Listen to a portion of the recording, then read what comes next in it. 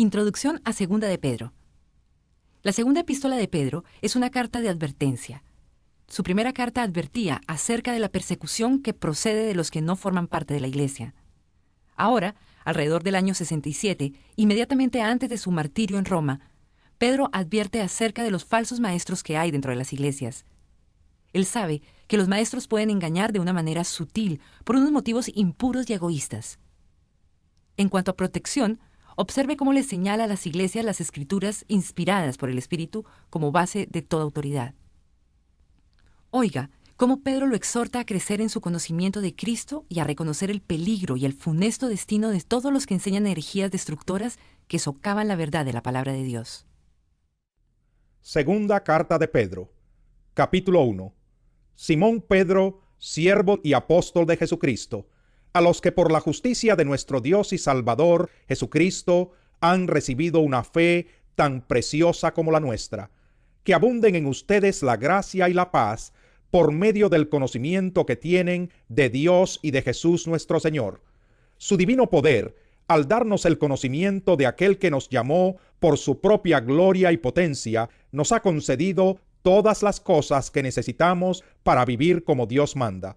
Así Dios nos ha entregado sus preciosas y magníficas promesas, para que ustedes, luego de escapar de la corrupción que hay en el mundo, debido a los malos deseos, lleguen a tener parte en la naturaleza divina.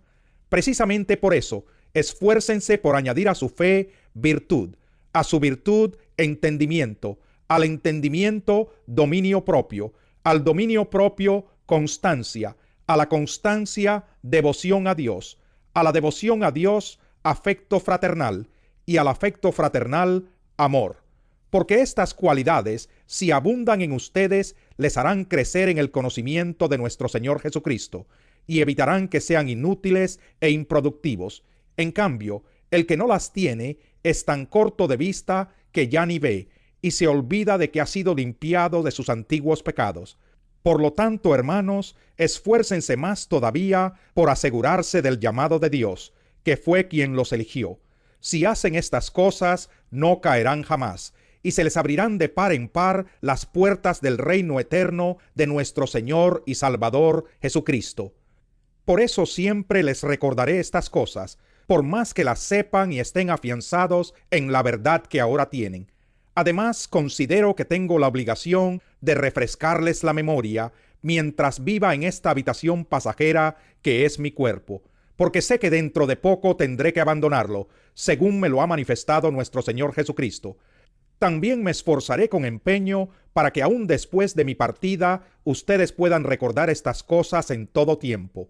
Cuando les dimos a conocer la venida de nuestro Señor Jesucristo en todo su poder, no estábamos siguiendo sutiles cuentos supersticiosos, sino dando testimonio de su grandeza, que vimos con nuestros propios ojos. Él recibió honor y gloria de parte de Dios el Padre, cuando desde la majestuosa gloria se le dirigió aquella voz que dijo: «Este es mi Hijo amado, estoy muy complacido con él». Nosotros mismos oímos esa voz que vino del cielo, cuando estábamos con él en el Monte Santo. Esto ha venido a confirmarnos la palabra de los profetas, a la cual ustedes hacen bien en prestar atención, como a una lámpara que brilla en un lugar oscuro, hasta que despunte el día y salga el lucero de la mañana en sus corazones.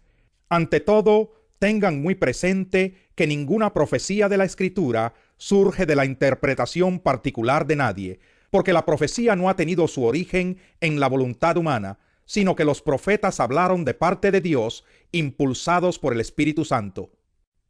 Capítulo 2.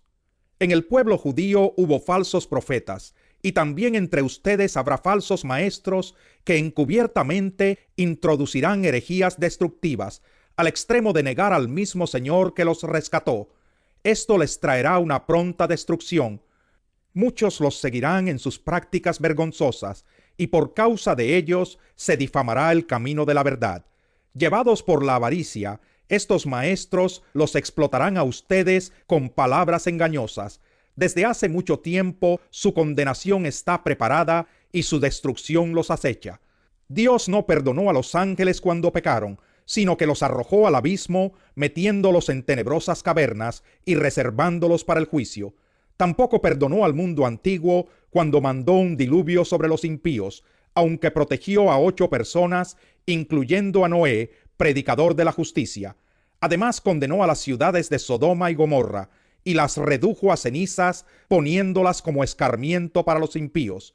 Por otra parte, libró al justo Lot, que se hallaba abrumado por la vida desenfrenada de esos perversos, pues este justo, que convivía con ellos y amaba el bien, día tras día sentía que se le despedazaba el alma por las obras inicuas que veía y oía. Todo esto demuestra que el Señor sabe librar de la prueba a los que viven como Dios quiere, y reservar a los impíos para castigarlos en el día del juicio. Esto les espera sobre todo a los que siguen los corrompidos deseos de la naturaleza humana y desprecian la autoridad del Señor. Atrevidos y arrogantes que son, no tienen reparo en insultar a los seres celestiales, mientras que los ángeles, a pesar de superarlos en fuerza y en poder, no pronuncian contra tales seres ninguna acusación insultante en la presencia del Señor.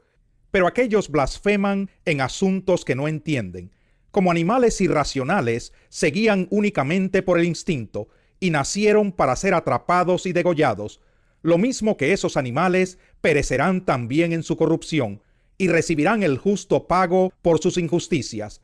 Su concepto de placer es entregarse a las pasiones desenfrenadas en pleno día. Son manchas y suciedad que gozan de sus placeres mientras los acompañan a ustedes en sus comidas. Tienen los ojos llenos de adulterio y son insaciables en el pecar. Seducen a las personas inconstantes. Son expertos en la avaricia, hijos de maldición. Han abandonado el camino recto y se han extraviado para seguir la senda de Balán, hijo de Bosor, a quien le encantaba el salario de la injusticia, pero fue reprendido por su maldad. Su burra, una muda bestia de carga, habló con voz humana y refrenó la locura del profeta. Estos individuos son fuentes sin agua, niebla empujada por la tormenta, para quienes está reservada la más densa oscuridad.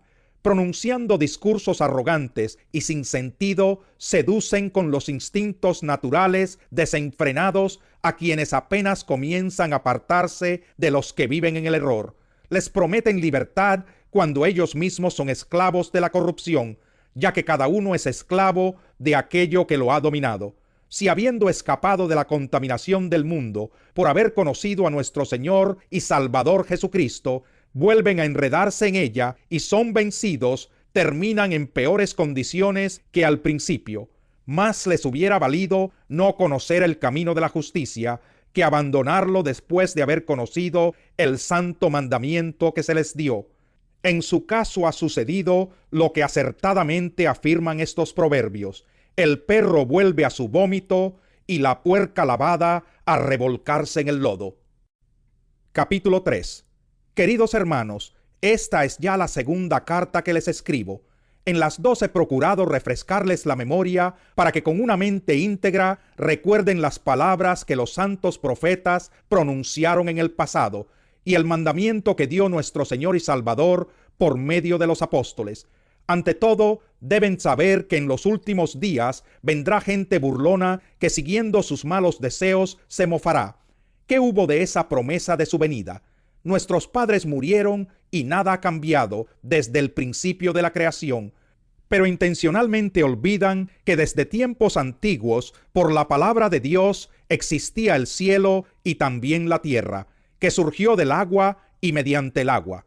Por la palabra y el agua, el mundo de aquel entonces pereció inundado, y ahora por esa misma palabra, el cielo y la tierra están guardados para el fuego, reservados para el día del juicio y de la destrucción de los impíos. Pero no olviden, queridos hermanos, que para el Señor un día es como 1000 años, y 1000 años como un día. El Señor no tarda en cumplir su promesa, según entienden algunos la tardanza. Más bien, Él tiene paciencia con ustedes, porque no quiere que nadie perezca, sino que todos se arrepientan. Pero el día del Señor vendrá como un ladrón. En aquel día los cielos desaparecerán con un estruendo espantoso, los elementos serán destruidos por el fuego, y la tierra con todo lo que hay en ella será quemada. Ya que todo será destruido de esa manera, ¿No deberían vivir ustedes como Dios manda, siguiendo una conducta intachable y esperando ansiosamente la venida del día de Dios? Ese día los cielos serán destruidos por el fuego y los elementos se derretirán con el calor de las llamas. Pero según su promesa, esperamos un cielo nuevo y una tierra nueva, en los que habite la justicia. Por eso, queridos hermanos, mientras esperan estos acontecimientos, esfuércense para que Dios los halle sin mancha y sin defecto, y en paz con Él. Tengan presente que la paciencia de nuestro Señor significa salvación, tal como les escribió también nuestro querido hermano Pablo, con la sabiduría que Dios le dio. En todas sus cartas se refiere a estos mismos temas. Hay en ellas algunos puntos difíciles de entender que los ignorantes e inconstantes tergiversan, como lo hacen también con las demás escrituras, para su propia perdición. Así que ustedes, queridos hermanos, puesto que ya saben esto de antemano, manténganse alerta, no sea que arrastrados por el error de esos libertinos pierdan la estabilidad y caigan. Más bien, crezcan en la gracia y en el conocimiento de nuestro Señor y Salvador Jesucristo. A Él sea la gloria, ahora y para siempre. Amén.